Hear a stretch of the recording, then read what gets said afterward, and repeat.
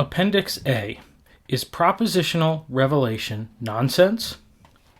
There are two ways to consider the question of propositional revelation and infallibility. The first is through consideration of the presuppositions involved. The second is through the consideration of the detailed problems. This appendix will deal with the first. However, until the first is in place, the second cannot be sensibly pursued. To modern man and much modern theology, the concept of propositional revelation and the historic Christian view of infallibility is not so much mistaken as meaningless. It is so in the same way and for the same basic reasons that for most modern men and most modern theology, the concept of sin and guilt in any real moral sense is meaningless. But of course, one must ask if their presupposition is the proper and adequate one. The Christian presupposition is that there was a personal beginning to all things. Someone has been there and made all the rest. This someone would have to be big enough, and this means being infinite. One still has the question of the personal infinite someone always having been there, but if this were the case, the other problems would no longer exist. And everyone has to explain the fact that the universe and he, the individual, does exist. Thus, something has been there. Now, if this personal infinite someone always having been there is the case, everything else would be limited in contrast to his own enoughness or infiniteness. But just suppose that he made something limited, but on his own wavelength. Let's say in his own image. Then one would have both an infinite, non-created personal and a limited, created personal. On this presupposition, the personality of the limited, created personal would be explained. On this same presupposition, why could not the non-created personal communicate to the created personal if he wished? Of course, if the infinite, uncreated personal communicated to the finite, created personal, he would not exhaust himself in his communication. But two things are clear here. Number one, even communication between one created person and another is not exhaustive, but that does not mean that for that reason it is not true. Thus, the problem of communication from the uncreated personal to the created personal would not have to be of a qualitatively different order from the communication between one created personal being and another. It would not be exhaustive, but that would not make it untrue, any more than the created person to created person communication would be untrue, unless the uncreated personal were a liar or capricious. Number two, if the uncreated personal really cared for the created personal, it could not be thought unthinkable for him to tell the created personal things of a propositional nature. Otherwise, as a finite being, the created personal would have numerous things he could not know if he just began with himself as a limited, finite reference point. In such a case, there is no intrinsic reason why the uncreated personal could only communicate some vaguely true things, but could not communicate clear, propositional truth concerning the world surrounding the created personal. Let's say truth about the cosmos. Or why he could not communicate propositional truth concerning the sequence that followed the uncreated personal's original creation. Let's call that history. There is no reason why he could not communicate these two types of propositions. The communication would not be exhaustive, but can we think of any reason why it would not be true?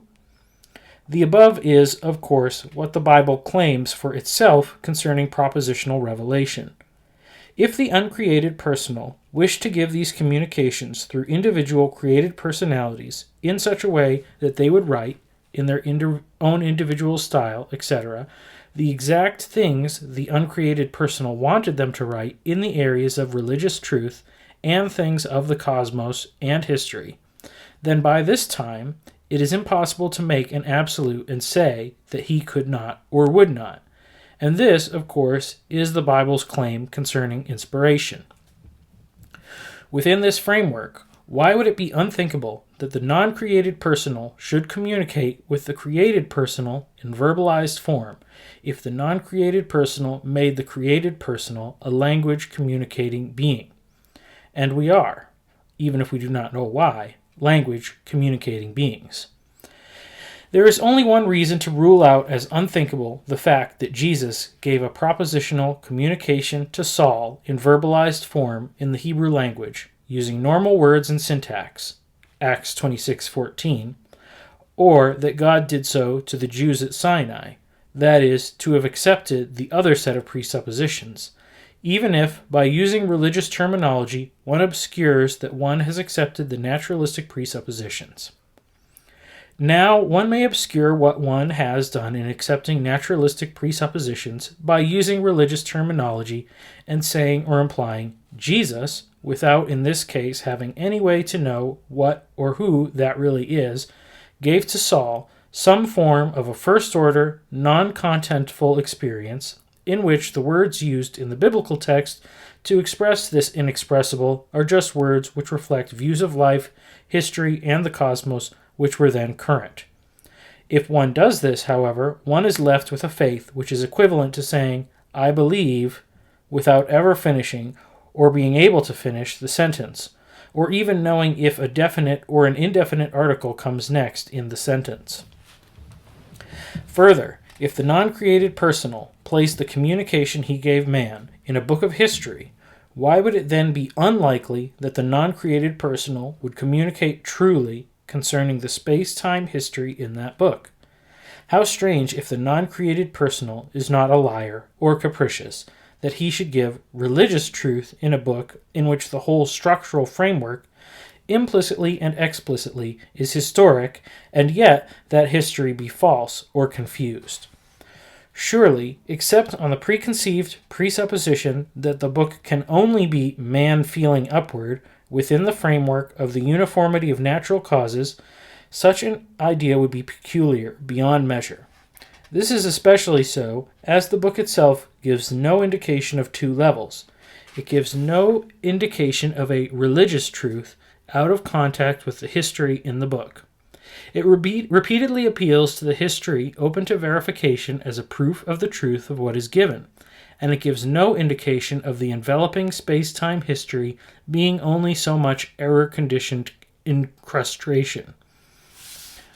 Why could not the non-created personal teach the created personal truly on the level of knowledge which is the basis of so much of what we know on the created personal level, namely, one who knows telling one who does not know, not exhaustively, yet truly?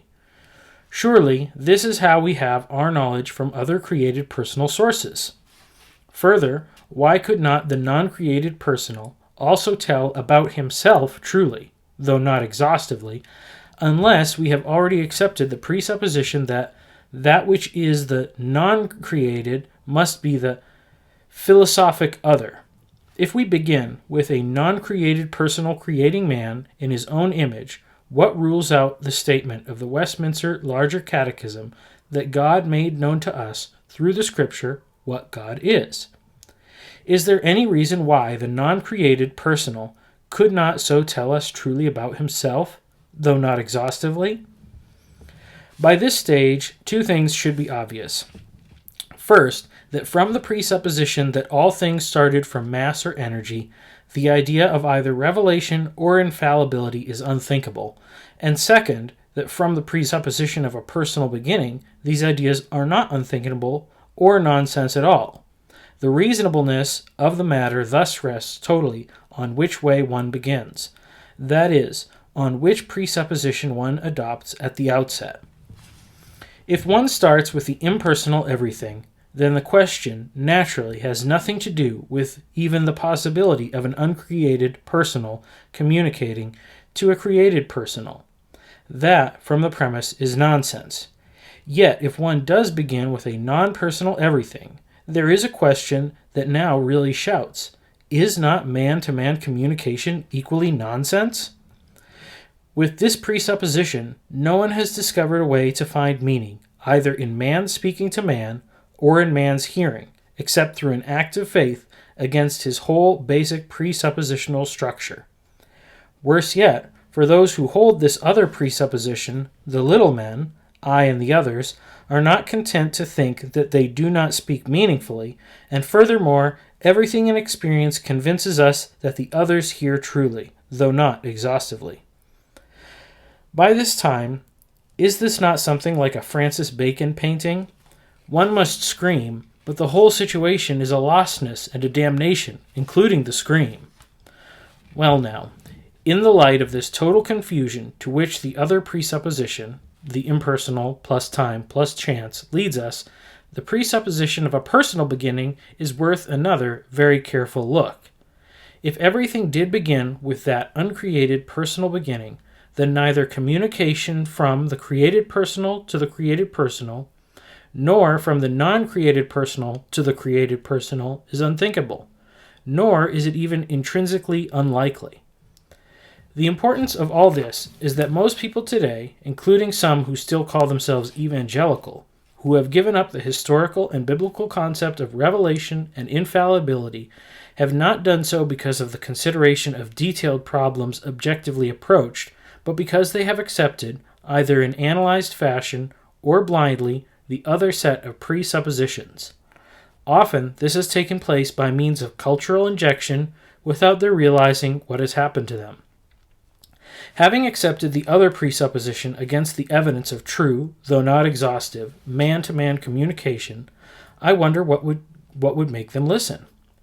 It is strange to communicate the concept that one rejects the concept of a non-created personal being there, when there is no way then to know the how, why, or what of communication with my own kind.